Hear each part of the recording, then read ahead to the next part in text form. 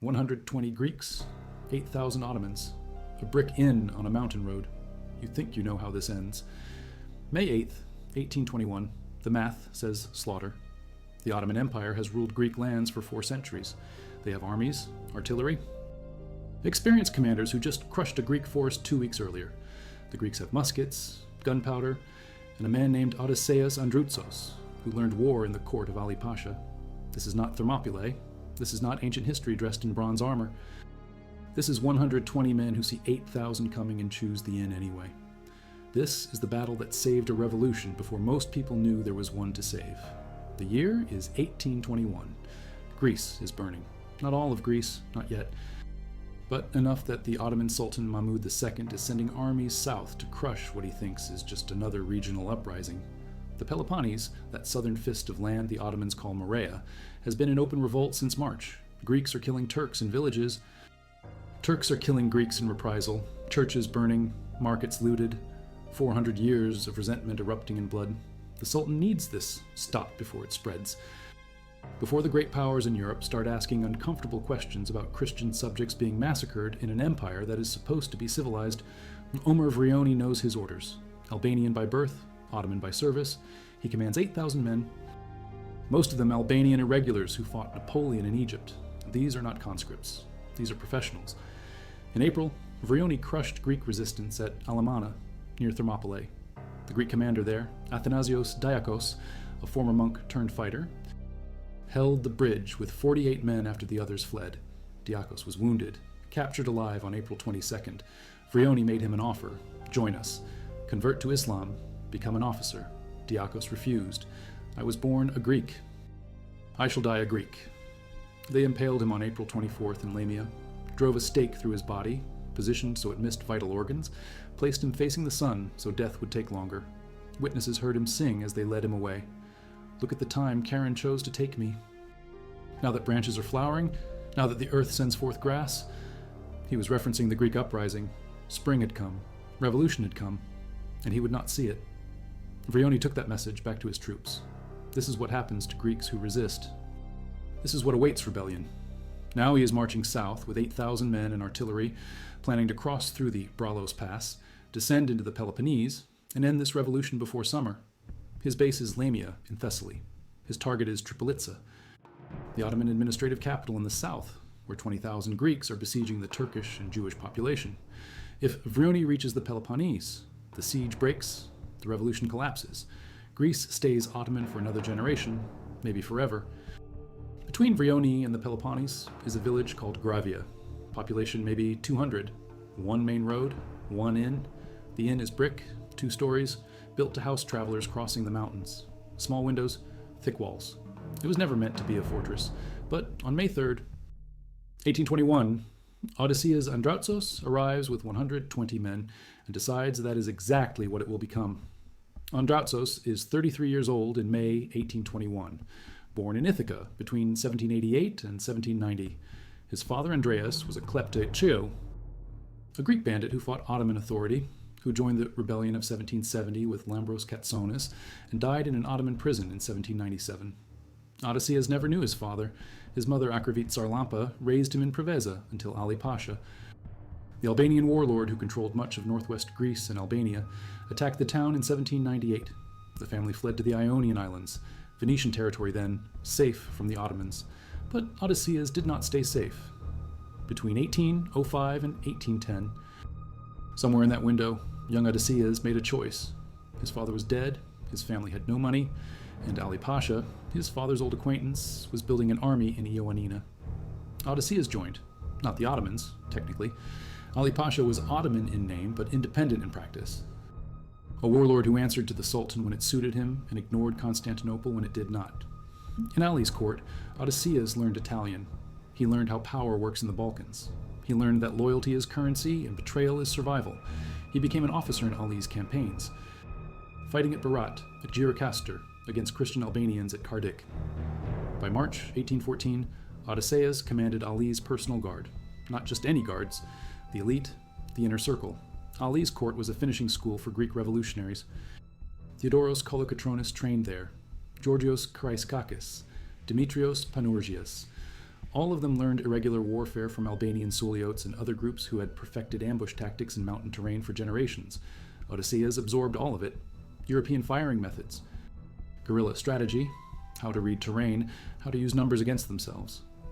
In 1816, Ali Pasha appointed Odysseas Andrutsos of Livadia, essentially a local militia commander responsible for keeping order in central Greece. Odysseas brought security to the region. He also brought wealth to himself. He married Eleni Kareli, daughter of a powerful local family, cementing his position. But by 1818 or 1820, Odysseas had joined the Philiki Eteria, the Society of Friends, a secret organization founded in Odessa in 1814 with one goal: liberate Greece. The Eteria was recruiting without vetting ideology or commitment. It just needed bodies, and Odysseas was willing. When Ali Pasha's conflict with the Sultan escalated in 1820, Odysseas met with Ottoman commanders who had defected from Ali's service, including Omer Vrioni himself, Ali's former steward, on September 1st, 1820. Odysseas claimed later in letters to Greek leaders that these meetings were a ruse, buying time for Greeks to move to defensible positions. Whether that was true or convenient fiction, the result was the same. When the Greek revolt exploded in March 1821, Odysseas was positioned in central Greece with fighters, weapons, and the tactical knowledge to use both. On April 1st, 1821, Odysseas and another commander, Vasilis Bozgos, liberated Livadia after 3 days of brutal urban combat, house-to-house fighting. They burned the residence of Mir Aga, the Ottoman administrator. It took 3 days. They succeeded. And it brought Omer Vrioni north with 8,000 men and orders to annihilate resistance. Athanasios Diakos tried to stop Vrioni at Alamana on April 22nd.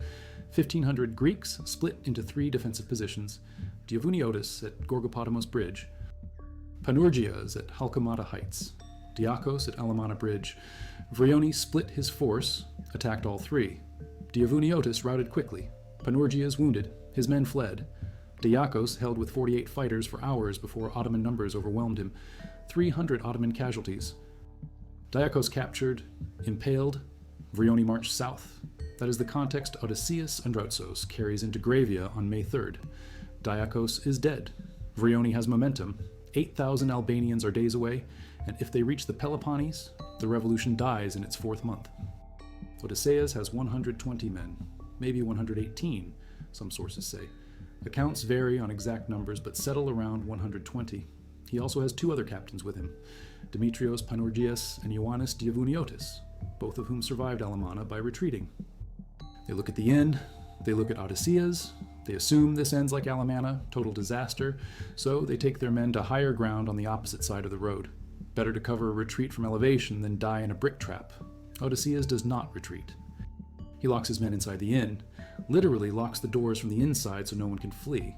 He invites them to dance the tsamiko, a Greek war dance, not celebration, preparation, ritual before violence. The inn at Gravia is not designed for defense.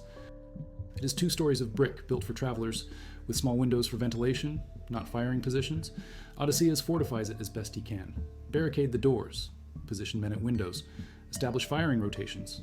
He knows European volley fire, the technique where one line shoots while another reloads, creating continuous fire instead of the chaotic individual shooting that most irregulars use. He drills his men.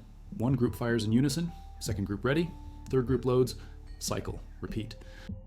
It is the only way 120 muskets can hold back 8,000. May 8th, 1821. Omer Vrioni arrives at Gravia. His scouts report a Greek force in the inn. Vrioni disperses his men through the surrounding hills, surrounding the building. He sends a messenger, likely a dervish, to negotiate. Surrender now. Save your lives. Join the Sultan's cause. Odysseas refuses. Some accounts say he killed the messenger outright, shot him at the door. Other accounts say harsh words were exchanged. The messenger was shot, and Vrioni ordered the assault. Details blur in combat. The result is clear. Vrioni attacks. First wave. Albanian soldiers charge the inn. They hit the doors, expect to break through, find 120 frightened Greeks scrambling. Instead, they find barricaded entrances and windows erupting with gunfire. The volley system works. One line fires. Albanians go down. Second line fires before the first has time to reload. More casualties. Third line fires. The Albanians are in the open. The Greeks are behind brick. Basic physics and geometry. The Albanians retreat, dragging wounded. Leaving dead. Second wave. Vrioni sends more men. Different approach, same result. The Greeks are firing in rotation, no gaps in the barrage. Albanian irregulars, used to fighting in loose formations where individual courage and aggression win battles, find themselves in a killing ground where discipline and position matter more.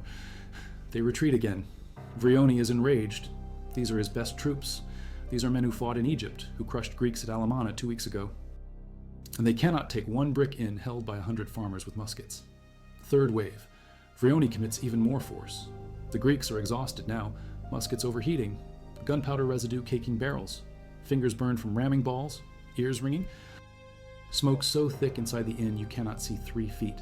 But they keep the rotation. Fire, reload, fire, reload. The Albanians charge. They reach the walls this time, try to force entry through sheer weight of bodies. The Greeks are firing point blank through windows. Men are dying on both sides, but the ratio is brutal. For every Greek casualty, dozens of Albanians are hit. The math is not sustainable. Vrioni pulls back again. Hours pass. The sun is moving west. Vrioni has lost 300 men dead, 600 wounded. Some sources say 800 wounded. Numbers vary, but all accounts agree on the scale. Catastrophic Ottoman losses. The Greeks have lost 6 men. 6 out of 120. The Ottoman army surrounds the inn, but cannot take it, cannot dislodge the defenders, cannot break the rotation of fire that has turned a simple brick building into a fortress that swallows soldiers. Vrioni makes a decision. He will bring cannons from Lamia. Artillery will solve what infantry cannot. He orders the attacks to stop until the guns arrive. The Ottomans settle in for the night, campfires, rest. The Albanians are sleeping, confident that tomorrow the cannons arrive, and the inn is blown apart, and the Greeks inside are pulverized. But Odysseas Androutsos has read the situation. He knows what happens when the cannons come. Stone and brick explode into shrapnel. Concussive force collapses walls. There is no defense against artillery when you are trapped in a stationary target. He gathers his men. They are leaving. Night of May 8th to May 9th. The Ottoman army is camped around the inn. Sentries posted, but exhausted from a day of failed assaults and heavy casualties. Odysseas leads his men out of the inn.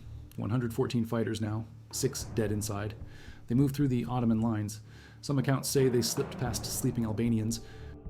Other accounts suggest they used the darkness and their knowledge of local terrain to find gaps in the encirclement.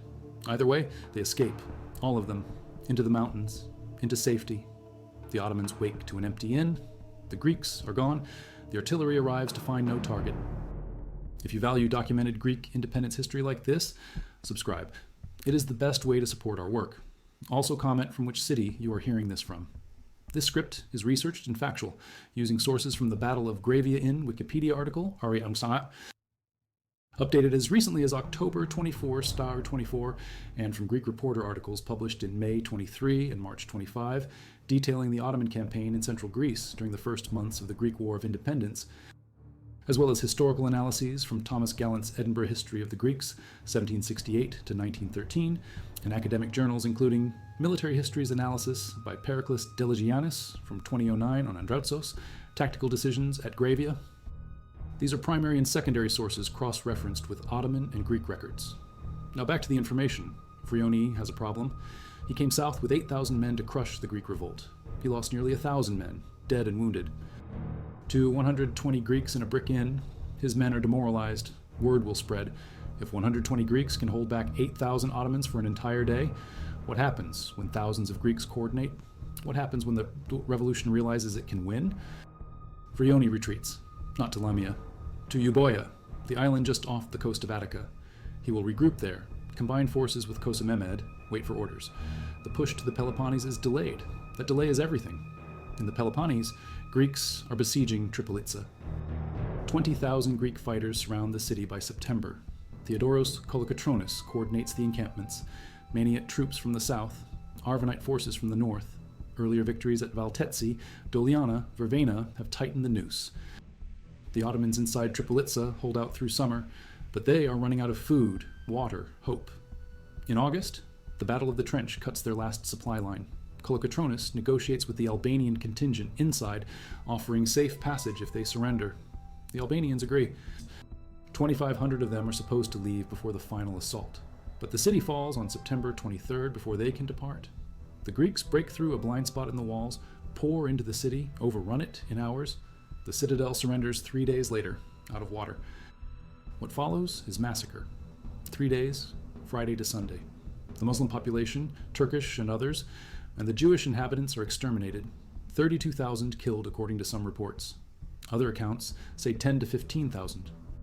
Historians estimate at minimum 20,000 men, women, children slaughtered, pregnant women cut open, bodies roasted, dogs, heads placed between legs of decapitated corpses. One Greek fighter boasted he personally killed 90 people. Kolokotronis himself records trying to stop the slaughter. Inside the town they had begun to massacre. I rushed to the place. If you wish to hurt these Albanians, I cried, kill me rather, for while I am a living man, whoever first makes the attempt, him will I kill the first. He could not stop it. The rage was uncontrollable. 400 years of Ottoman rule, 400 years of suppression, taxation, forced conversions, children taken as janissaries. It erupts in Tripolitsa. The city is leveled. The Ottoman administrative center in the Peloponnese is destroyed. 11,000 weapons captured. The entire Peloponnese now bears almost no trace of Ottoman presence. The fall of Tripolitsa is a turning point. The Greeks see victory as possible. The Ottomans see the cost of failure. Europe sees a Christian population rising against Muslim rule and debates intervention. But none of this happens if Omer Vrioni reaches the Peloponnese in May. If he arrives with 8,000 men and artillery while the siege is just beginning, he breaks it. The Greeks scatter. The revolution fractures. Tripolitsa never falls. The Peloponnese stays Ottoman. The great powers in Europe never intervene because there is no sustained revolution to support. The modern Greek state is not born in 1830, but Vrioni does not reach the Peloponnese in May. He is stopped at Gravia. 120 Greeks in a brick inn hold him for a day, inflict massive casualties, and force his retreat to Euboea. That delay, those weeks where Vrioni regroups instead of marching south, that is the margin that allows the Greeks to consolidate. To tighten the siege, to prepare for the final assault, Gravia does not win the war, but it prevents the war from being lost in month 2. Odysseas Androutsos becomes a legend overnight. The Greek provisional government appoints him military commander of eastern mainland Greece. His tactics at Gravia, his refusal to retreat when others did, his ability to inflict catastrophic losses on a vastly superior force, all of it elevates him. Lord Byron will come to Greece in part because he hears about Androutsos. John Trelawney, Byron's friend, becomes obsessed with Odysseas, marries his 13-year-old half-sister, lives with his fighters in caves, brings him weapons whenever possible. The British, the French, the Russians, everyone wants to know who this man is who stopped an Ottoman army with 100 men. But fame is not safety. By 1822, political opponents accuse Odysseas of being in contact with the Turks. Ioannis Koletis, a rival, strips him of command. Odysseas denies everything, claims his negotiations with Ottomans were tactical deceptions to buy time. Just like in 1820. Some believe him, others do not. Greek politics during the Revolution are vicious. Factions compete for control. 2 civil wars erupt in 1823 and 1824 between different Greek leaders. Odysseas stays neutral, refuses to take sides. He fortifies the Acropolis in Athens in 1822, founds 2 schools, clears central Greece of Ottoman forces under Kosa Mehmed. But neutrality in civil war looks like betrayal to both sides. In early 1825, the Greek government still wants him removed. Odysseas, enraged, opens correspondence with Omer Pasha of Charistos. He offers to hand over the Acropolis if Ottoman troops help him control Livadia, Thebes, Atalante. On March 31st, he receives a firman granting him amnesty. He joins the Ottoman army, fights to defend villages near Livadia. The promised Ottoman help never arrives. In a battle near Livadia, revolutionary forces capture him. The government accuses him of treason. Ioannis Gouras, his old friend, his former second-in-command, is ordered to arrest him. April 7th, 1825, Odysseas is captured. He avoids conflict, refuses to fire on Greek forces.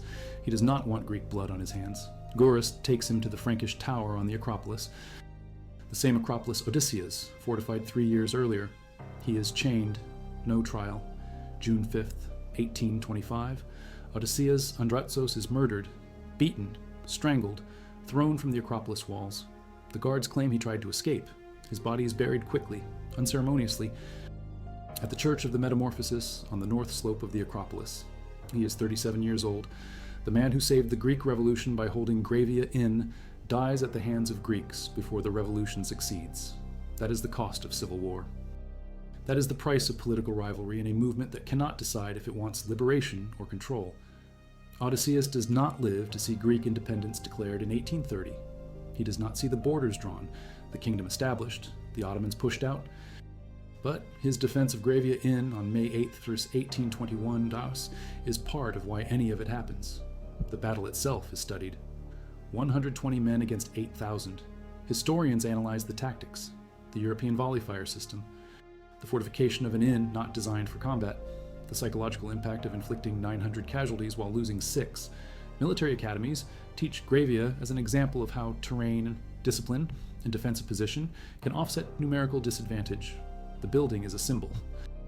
The original inn collapsed.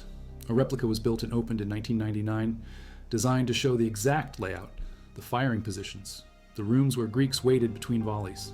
A museum is attached, showing reenactments of the battle every hour, every year. Festivals commemorate May 8th. But the broader question is why it worked. Why did 120 Greeks hold? Odysseus knew the Ottomans were coming. He could have retreated to the mountains, used guerrilla tactics, harassed Vrioni's supply lines. That is what Diakos tried at Alamana before he was forced into a pitched battle. Odysseus chose the inn. He locked his men inside. He made retreat impossible. That decision seems insane until you understand the math. Vrioni has 8,000 men. If the Greeks scatter into the mountains, Vrioni hunts them in small groups, pins them against terrain, uses his numbers to divide and destroy. But if the Greeks concentrate in a defensive position, if they force Vrioni to attack a prepared fortification, the numbers work differently. 8,000 men cannot all assault the inn at once. The building restricts access. Only so many soldiers can approach the walls at a time. The Greeks are shooting from cover at targets in the open. The Ottoman advantage in numbers is neutralized by geometry. Odysseus also knows psychology. Albanian irregulars are brave, aggressive, effective in open battle, but they are not trained for siege warfare, for sustained assaults on fortified positions where casualties mount and victory is unclear. Every wave that retreats weakens the next wave's morale. By the third assault, Vrioni's men know they are walking into a slaughter. They attack because they are ordered to, not because they believe they will succeed. That hesitation, that erosion of confidence, that is what breaks an army. Odysseus does not need to kill all 8,000. He just needs to make the cost of victory higher than Vrioni is willing to pay. 300 dead, 600 wounded in a few hours. Vrioni pays it, but he knows continuing will cost more. The cannons are a last attempt to salvage the situation without further infantry losses. When the Greeks escape, the situation is unsalvageable. The timing matters. May 8th, 1821. The revolution is 2 months old. The Peloponnese is in chaos, but not yet consolidated. The Ottomans are still responding, still trying to figure out how serious this is. If Gravia happens in June or July, maybe Vrioni pushes through, accepts the casualties, reaches the Peloponnese anyway because the revolution is already established and must be crushed at any cost. But in May, the revolt looks like it might collapse on its own. The Ottomans are already fighting Ali Pasha in the north. Resources are stretched. 1,000 casualties at Gravia for uncertain gain is not worth it. Vrioni retreats. He will combine with Kosa Mehmed, wait for a better opportunity. That opportunity never comes. The Greeks in the Peloponnese do not know about Gravia immediately. Word travels slowly in 1821. No telegraph, no radio. Messengers ride horses over mountain paths, carrying news days or weeks after events. But by June, the story spreads. 120 Greeks stopped 8,000 Ottomans. Omer Vrioni, who impaled Diakos, who crushed Alamana, retreated from a brick inn. The psychological impact is enormous. Greeks who were considering surrender, considering negotiating with the Ottomans, considering waiting to see who wins before committing, they hear about Gravia and they choose resistance. If Androutsos can hold, anyone can hold. If 120 men can inflict 900 casualties, what happens when thousands fight? Kolokotronis uses that momentum. He is coordinating the siege of Tripolitsa through the summer, and he knows the Greeks need a victory, a big one, to prove the revolution is real. Gravia gives him that proof. He can point to it when morale falters, when supplies run low, when factions argue about who leads and who follows. Gravia happened. We held, we won, we can do it again. And in September, they do. Tripolitsa falls. The victory is bloody, catastrophic for the Ottomans, and it changes the war. The great powers in Europe, Britain, France, Russia, start to see the Greek revolt not as a regional disturbance, but as a potential shift in the balance of power. The Ottoman Empire, the signet sick man of Europe, is losing control. If the Greeks can take Tripolitsa, what else can they take? But the cost is staggering. 32,000 dead in Tripolitsa alone, and that is just one city. The massacres are mutual. Ottomans kill Greeks in Constantinople, in Cyprus, in Crete. Greeks kill Turks and Jews in the Peloponnese, in Monemvasia, in Navarino. The war becomes a race to see who can exterminate the other faster. Ethnic cleansing on both sides. Historians document it, recount it, debate the numbers, but not the reality. The Greek War of Independence is not clean. It is not romantic. It is brutal, vicious, and soaked in civilian blood. Gravia is a tactical victory, a moment of military brilliance, but it is also the opening move in a decade of atrocities that will leave hundreds of thousands dead and reshape the Balkans forever. Odysseas Androutsos does not control what comes after Gravia. He holds the inn, saves the revolution, and then watches as the revolution devours itself. The civil wars of 1823 and 1824 are Greeks fighting Greeks. Kolokotronis against Counteriotis, factions from the Peloponnese against factions from the islands. Odysseus stays neutral, tries to focus on fighting Ottomans, and it costs him. In revolutionary movements, neutrality is betrayal. Pick a side or be seen as the enemy of all sides. He picks wrong in 1825, or maybe he just runs out of options. The Ottomans offer amnesty. The Greeks offer nothing but accusations. He takes the Ottoman offer, fights for them briefly, and it destroys him. The year is 1824. The Greek Revolution is 3 years old, and it is eating itself alive. The men who held Gravia and took Tripolitza are now pointing guns at each other. 2 civil wars in 2 years, Peloponnesians against islanders, warlords against politicians.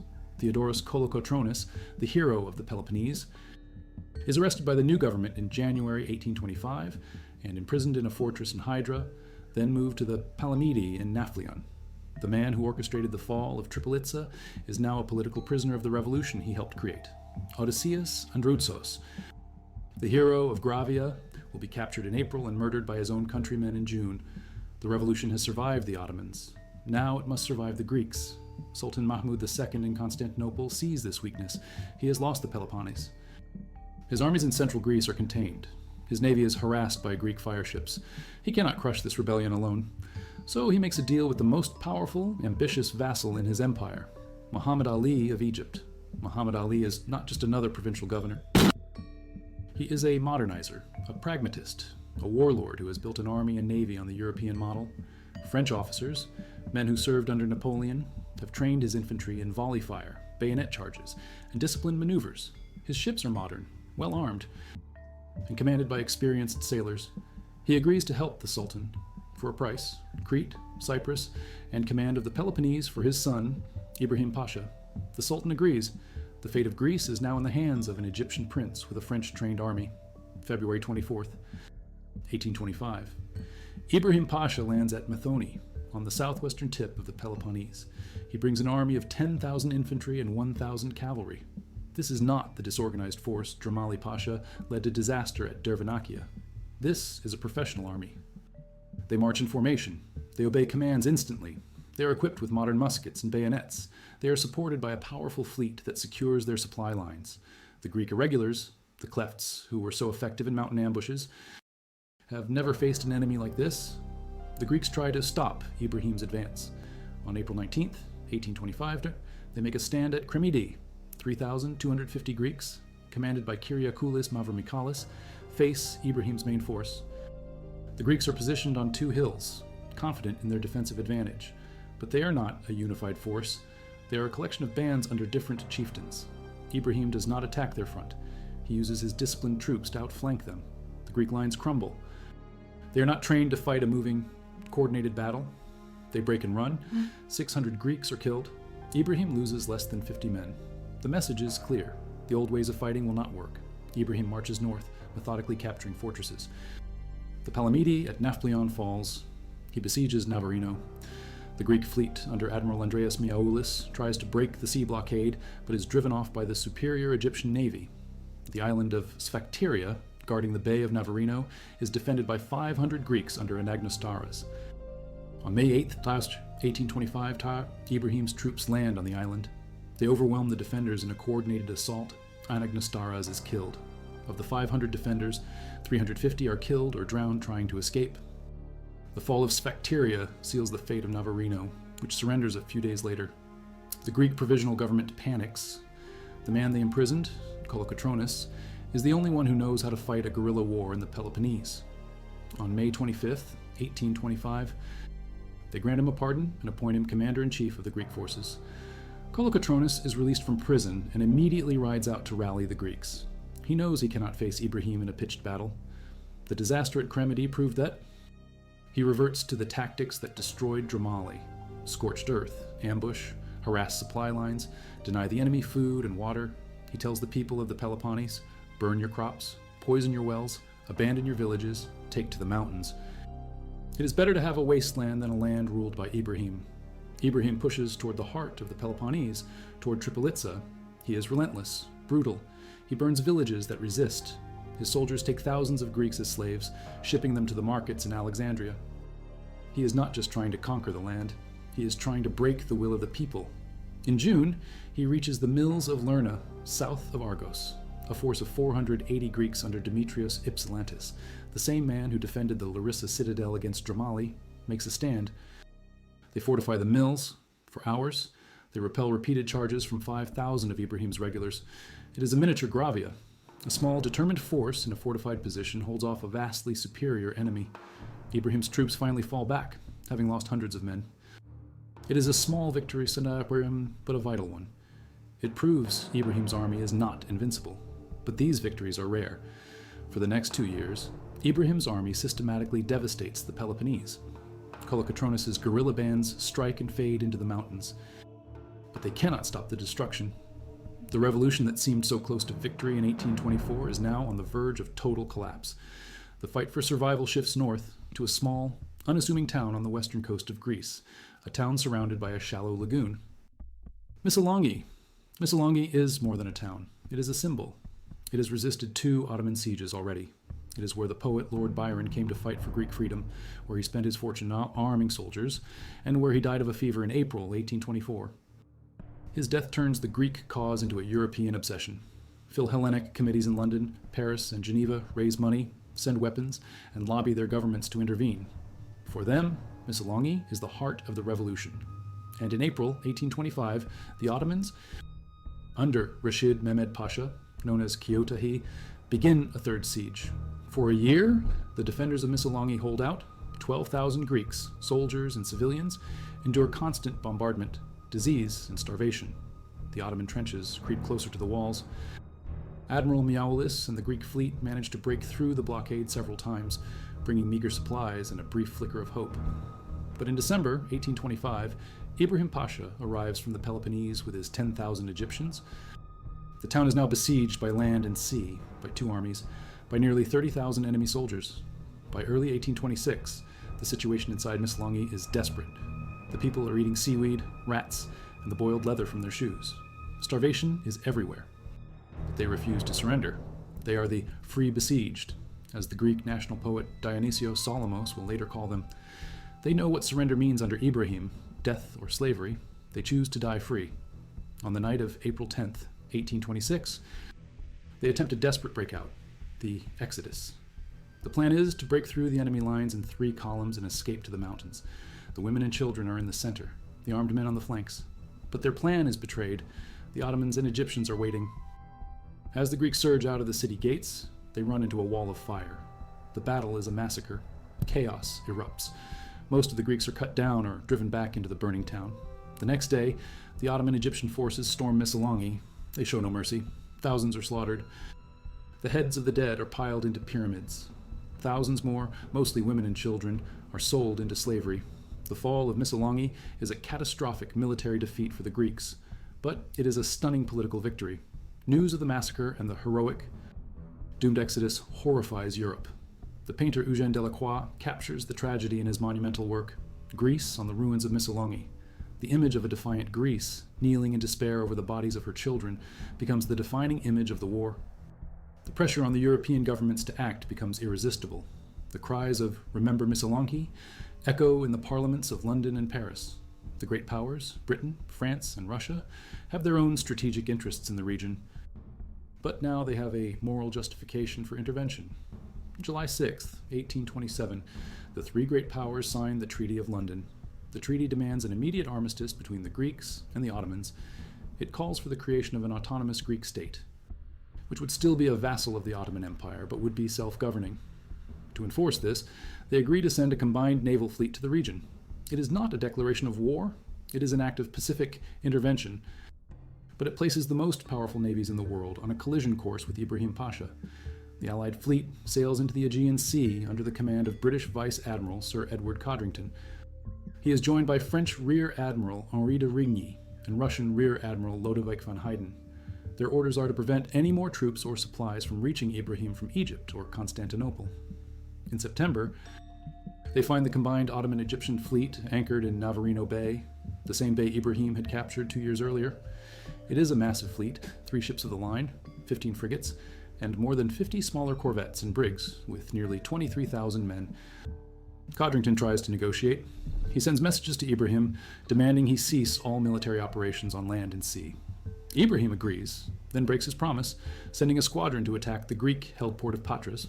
The British intercept and force it back. The situation is tense. The Allied fleet is outside the bay. The Ottoman-Egyptian fleet is inside. Codrington knows that as long as that fleet exists, Ibrahim can continue his war of devastation. On October 20th, 1827, he makes a fateful decision. He leads the Allied fleet into Navarino Bay.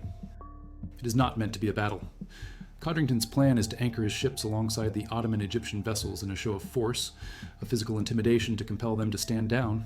The Allied ships, 11 ships of the line, 9 frigates, and 7 smaller vessels, file into the narrow bay and take up their positions. The crews are at their stations, but the gun ports are closed. It is a standoff at point-blank range. No one knows who fired the first shot. A British boat sent to request an Ottoman fire ship to move is fired upon. The British frigate Dartmouth returns fire to protect its boat. An Egyptian corvette fires at the French flagship, the Cyrene. Suddenly, the entire bay erupts. Ship after ship opens fire. The Allied commanders had not planned for a general engagement, but their superior gunnery and training take over. The Battle of Navarino becomes one of the most one-sided naval battles in history. The Allied ships of the line, with their massive broadsides, systematically annihilate the enemy fleet. The Ottoman and Egyptian ships are anchored, packed tightly together, unable to maneuver. They are floating targets. For 4 hours, the bay is a storm of cannonballs, splintering wood and fire. The wooden hulls of the Ottoman ships catch fire easily. One by one, they explode or sink. By sunset, the battle is over. The Ottoman-Egyptian fleet is gone.